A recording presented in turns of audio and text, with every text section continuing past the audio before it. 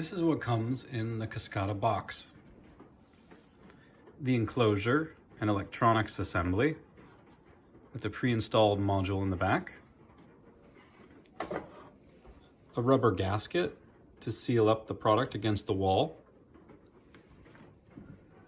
the valve and manifold assembly,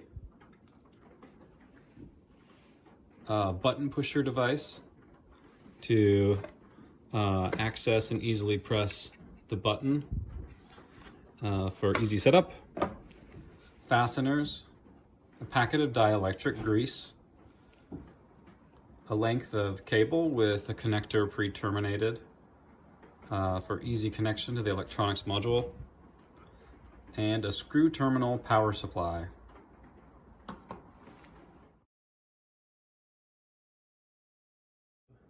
The first step to installing your Cascada is to mount the rubber gasket against the wall.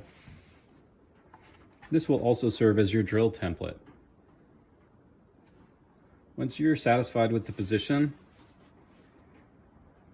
peel off the back layer to expose the adhesive, and use a level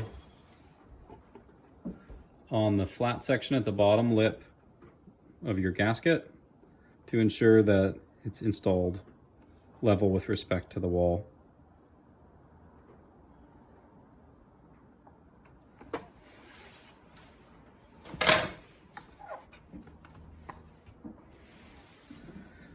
Once the gasket is attached to the wall, it's ready to be pre-drilled. You'll see two sets of holes on the bottom. These two pairs of holes correspond to the valve assembly, which has this bracket that mounts against the wall. If the water's coming in from the right, you would use this pair of holes. If it's coming in from the left, you would use this pair. The assembly can be readjusted to accept water coming in from either direction. Simply disassemble the bracket and rotate the valve around to the other side. The Cascada is installed in two parts. The valve assembly, which is permanently attached to the wall and to the incoming water line, and the electronics module and enclosure. First, mount the valve assembly. Insert the first fastener in the inner mounting hole. Once that's ready, attach it in your pre-drilled hole.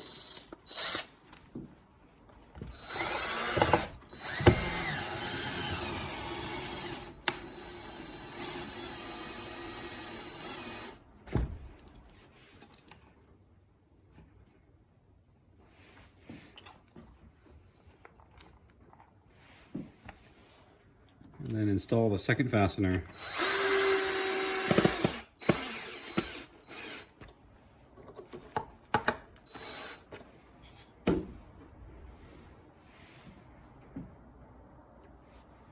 This is now ready to accept the incoming water line.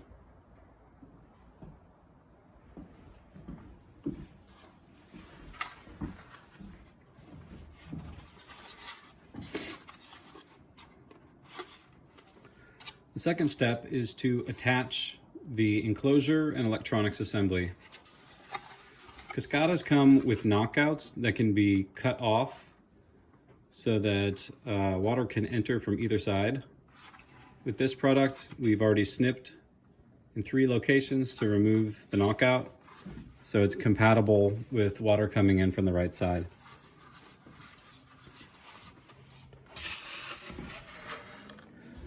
In this step, we're going to first slide the enclosure up so that the 2 nozzles fit through the holes at the bottom of the enclosure.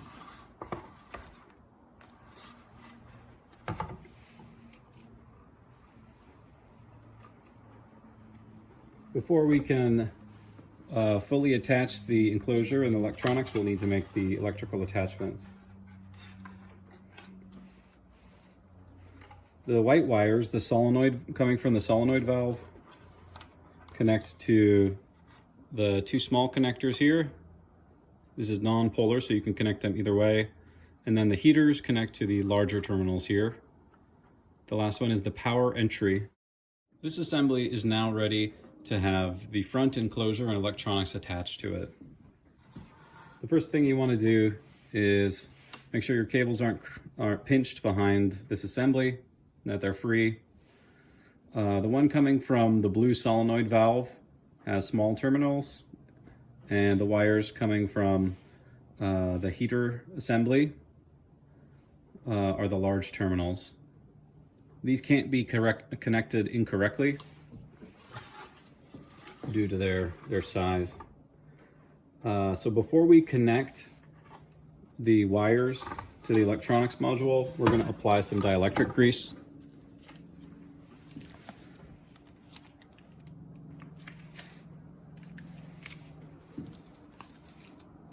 So just put a little bit on the terminals, right where they open, to ensure a nice connection.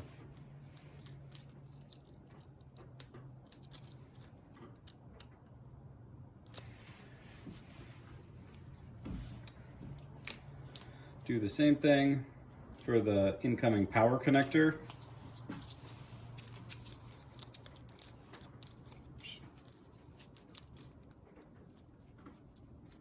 Get them down in there. Nice.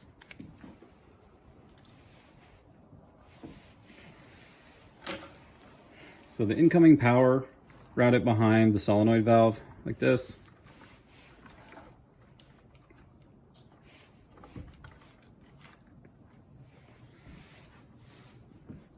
And now this is ready for the enclosure and electronics to come in. So all you do to connect these is reach behind here, connect the heater terminals, solenoid valve terminals,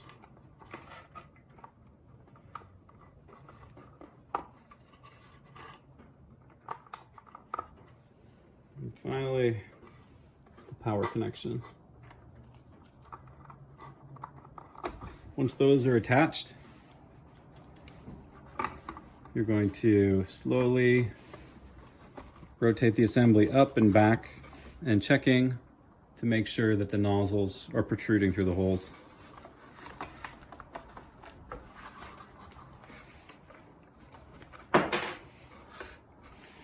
Once you're in this position, check that the assembly is seated flush against the wall and begin screwing it to attach.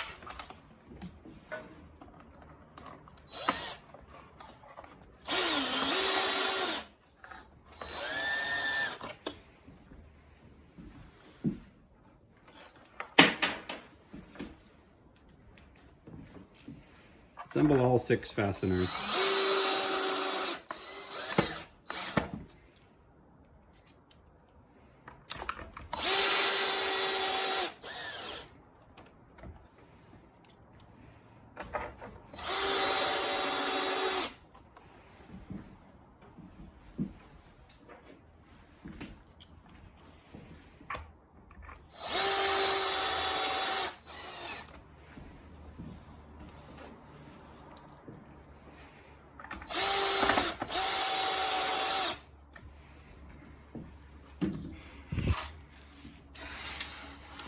This Cascada is now installed and ready for water lines to be attached to this 1/2-inch NPT brass input valve.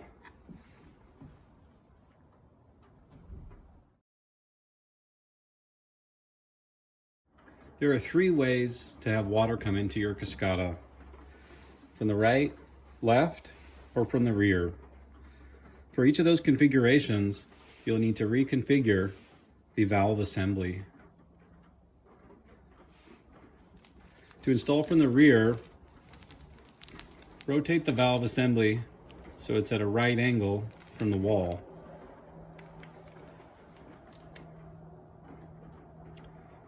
What we're going to do here is cut a hole in the rubber gasket and then at the wall as well to inset the valve into the wall.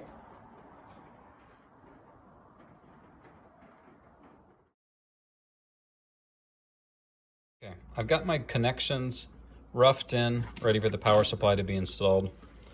So I'm going to connect the low voltage wires to the side that says negative V out, positive V out. Connect the black wire to the negative terminal.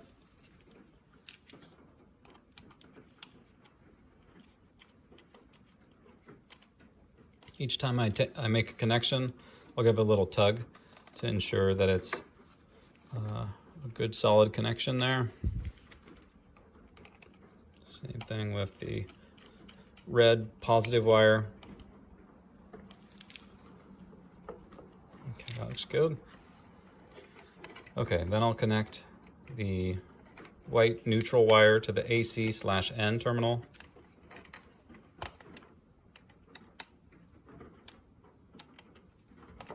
And then black wire to the AC/L.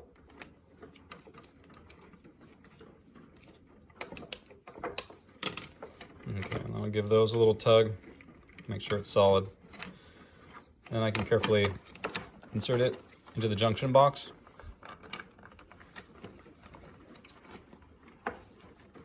Make sure it's not crushing anything. And now this power supply is ready to be covered up in the junction box. And we're all done.